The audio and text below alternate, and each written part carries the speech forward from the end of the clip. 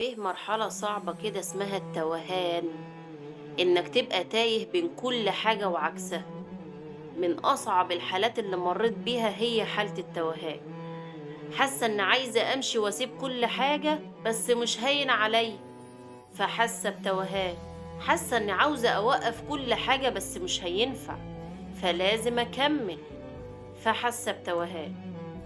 حاسة إن لازم أقطع علاقتي بالعلاقات المؤذية اللي في حياتي بس مش قادرة، فحاسة بتوهان. مش أنا الشخص اللي بيحب يبقى في نص كل حاجة، بس أنا للأسف في النص دلوقتي، حاطة نفسي تحت ضغط كبير ومش قادرة أخرج منه، فتايهة ومتشتتة. هتحس في الفترة دي بكل حاجة وعكسها.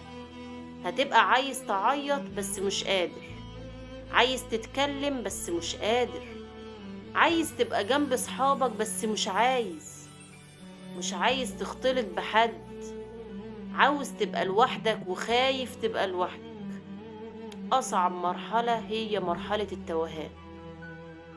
المرحلة دي مش بتعدي بالساهل، المرحلة دي بتطلع منها تايه وحاسس بالغربة بينك وبين نفسك. ربنا المعين. اقعدوا بالعافية.